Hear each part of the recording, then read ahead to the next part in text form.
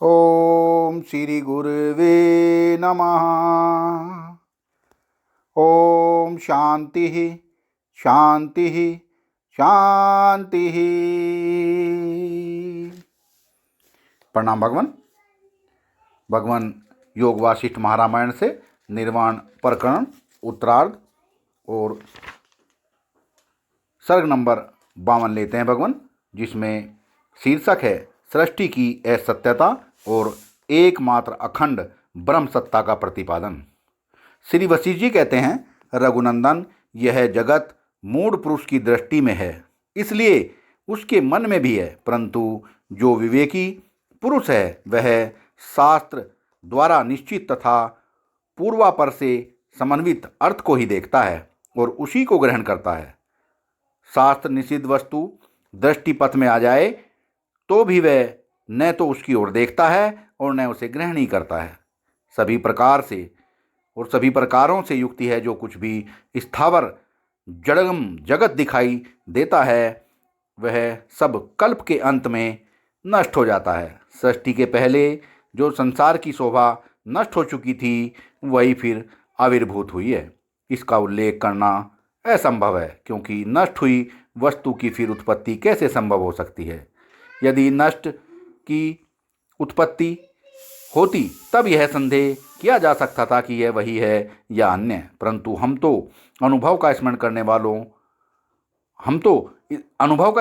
वाले हैं, अतः नष्ट की उत्पत्ति कैसे स्वीकार कर सकते हैं। जो वस्तु उपलब्ध होकर भी अभाव दशा को प्राप्त हो जाती है वह नष्ट ही है, क्योंकि उपलब्ध का अदर्शन ही नाश है। यदि नाश की कोई और परिभाषा हो तो वह कैसी है, यह तुम ही बताओ। यदि कहें कि नष्ट की हुई वस्तु ही फिर उत्पन्न हुई है तो ऐसी प्रतीति किसकी होती है। अतः जो वस्तु उत्पन्न है उसका नाश अवश्य होता है, और जो पुनः पुनः दूसरे की ही उत्पत्ति या प्रवृत्ति होती है, यही कहना उचित है। वृक्ष के बीच बीच में जो स्कंद, शाखा, उपशाखा, पत्र, पुष्प तथा फल आदि अवयव हैं, उनमें समस्त वृक्ष शरीर को व्याप्त करके स्थित एक बीज सत्ता ही है। वह सर्वत्र एक ही सत्ता है, तब उसमें कार्य कारण भाव की कल्पना कैसे की जा सकती है। विचार तथा अपने अनुभव रूप प्रमाण से यह सब शांत, अनादि, अनंत और आकाश के समान निर्मल केवल बोध स्वरूप परमात्मा ही है, क्योंकि सब कुछ परमात्मा का ही स्वरूप है।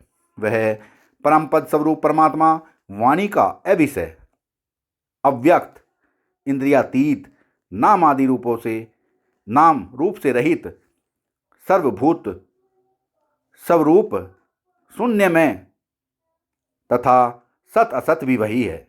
वस्तुतः वह न वायु है, न आकाश है, न मन है, न बुद्धि है, न आदि ही है और न शून्य रूप ही है। वह कुछ न होकर भी सर्वस्वरूप है।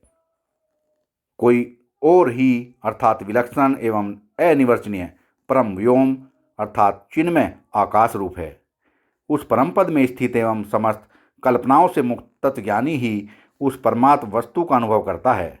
दूसरे लोग तो केवल अभ्यास में लाए गए शास्त्रों के अनुसार ही उसका वर्णन करते हैं।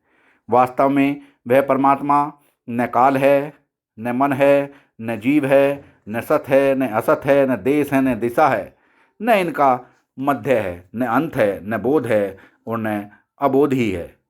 योगी लोग उस परमात्म पद को सर्वात्मक और समस्त पदार्थों से रहित देखते हैं। वह अनादि पद ज्ञान योगी महात्माओं की दृष्टि में सर्वस्वरूप, सर्वात्मक, सर्वार्थ रहित और सर्वार्थ परिपूर्ण है, जिसका अंतःकरण स्वच्छ है, जो तत्वज्ञ एवं शांत है और परम प्रकाश रूप परमात्मा को प्राप्त होता है, वही उसके यथार्थ भाव को देख यूं समझ पाता है।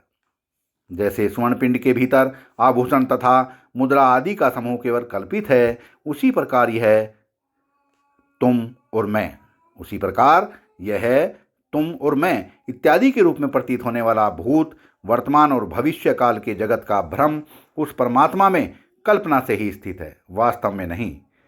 पर ब्रह्म रूपी काष्ठ स्तंभ में यह त्रिलोकी रूपिणी पुतली यद्यपि खुदी हुई नहीं है तो भी प्रतीत हो रही है। साक्षी रूपी शिल्पी की दृष्टि में समाई हुई है।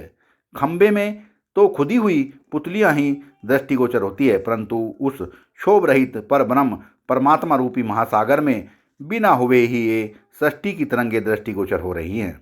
नित्य निर्तिशा आनंद में जल से भरे हुए चैतन्य रूपी सरोवर में चिन्मय मेघों की अमृतमयी वर्षा के समान ये दृष्टिगत सृष्टियाँ भासित हो रही हैं। वह परमात्मा विभाग शून्य अखंड एक रस है, तो भी उसमें ये दृष्टियाँ विभाग पूर्वक स्थित प्रतीत होती है। ब्रह्म शोभ रहित है, तो भी उसमें ये शुभित सी देखी जाती है, तथा वह परमात्मा सच्चिदानंद घन है। उसमें इन दृष्टिगत सृष्टियों का कहीं पता नहीं है, तो भी ये उसके भीतर प्रतीत होती हैं। सत्संग को विराम देते हैं भगवान। प्रणाम भगवान।